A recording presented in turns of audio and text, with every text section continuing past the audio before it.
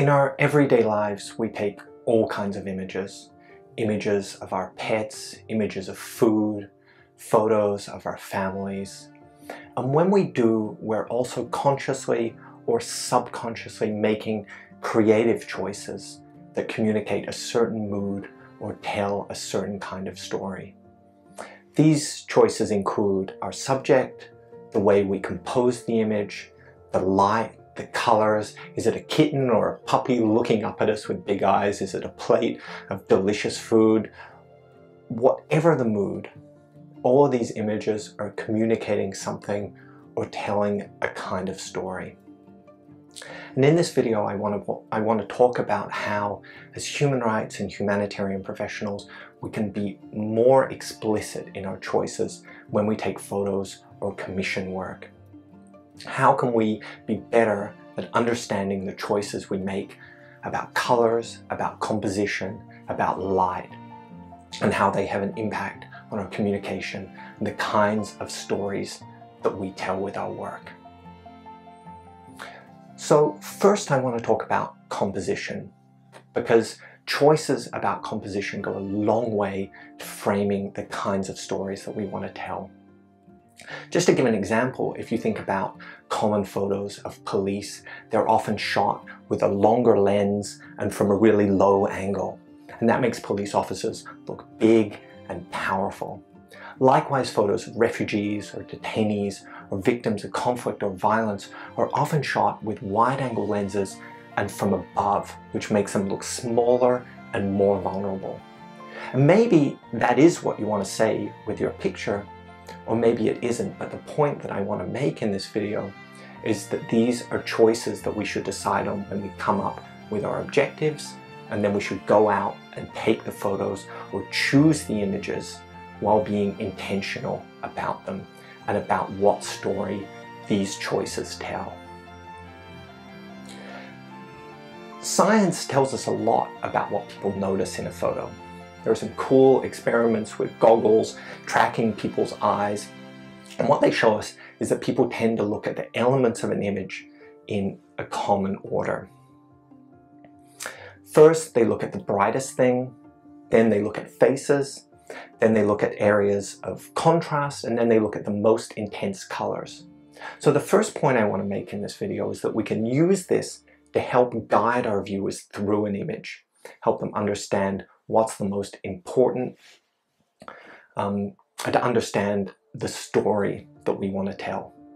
For example, is our subject, are they looking at us? Are they the brightest part of an image? Do they contrast most with the background? Is what they're wearing the most striking color in a scene?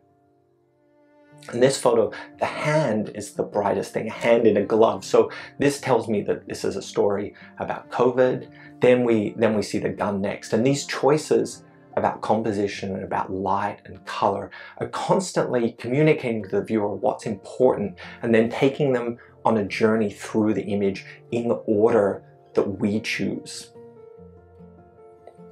We can also do this with what are called subframes. This is when you use other elements in your image to block out something, to make a smaller frame around what you want the photo to be of. This can be absolutely anything, like laundry hanging in a police station courtyard in this example I took last year. This can just help the viewer to understand who the hero or the villain of your story is. People flip through photos so quickly, especially on social media. So this is all about taking them by the hand and guiding them to what's important in your image, to what you want them to take away from your shot. Now I want to go a little bit deeper into how we can use the balance of our image and the space and the light and the direction in our image to help to tell our story.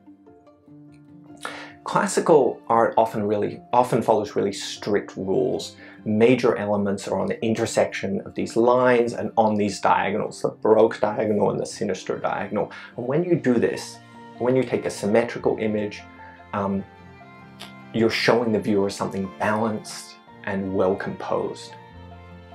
But maybe the story you want to tell with your image isn't one of harmony and balance. Maybe you want to throw off or destabilize the viewer, make them uncomfortable, then maybe you do want something different, something composed differently.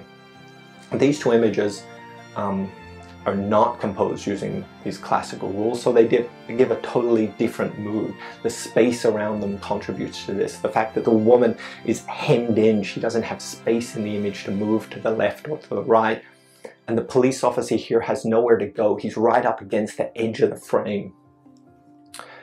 So doing this, not using classical composition rules, can in these examples at least tell a kind of different, or maybe a kind of less hopeful or more complicated story.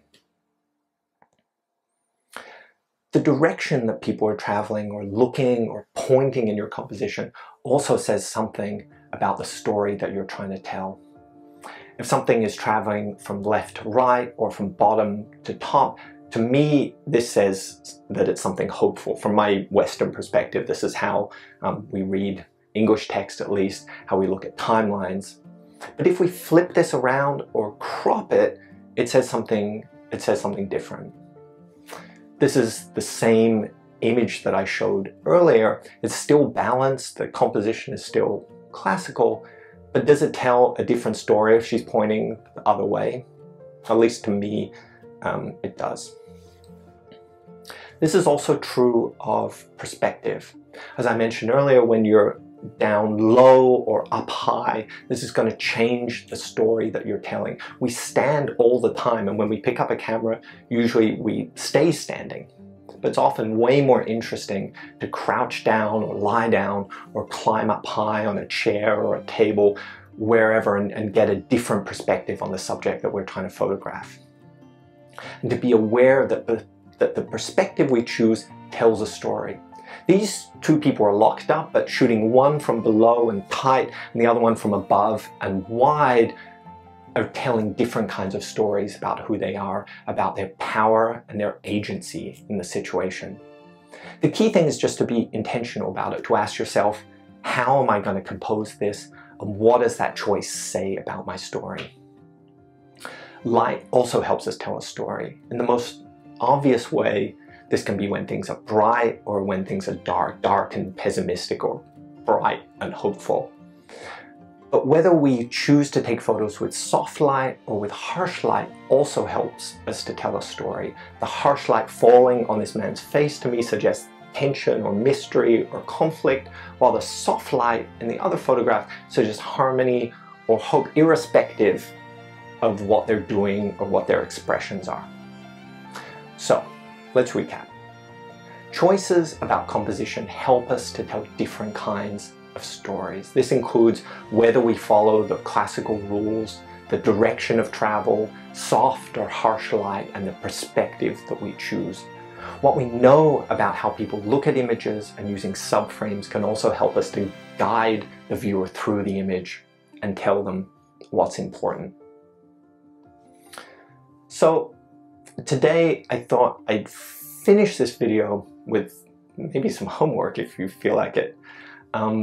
Maybe after watching this video, you can go away and think about a campaign you've shot or seen or participated in and choose an image from that campaign, and then think about some of the questions or some of these questions in relation to that image. What's the story that you think the image is trying to tell? How does the image use light, composition, or framing, or direction, or perspective, or other techniques to help to tell that story? And do you think the image is successful in its goals? Does it help to persuade, or does it help to inspire? Thanks a lot for watching. Let me know in the comments what you think, and I'm going to be back soon with more.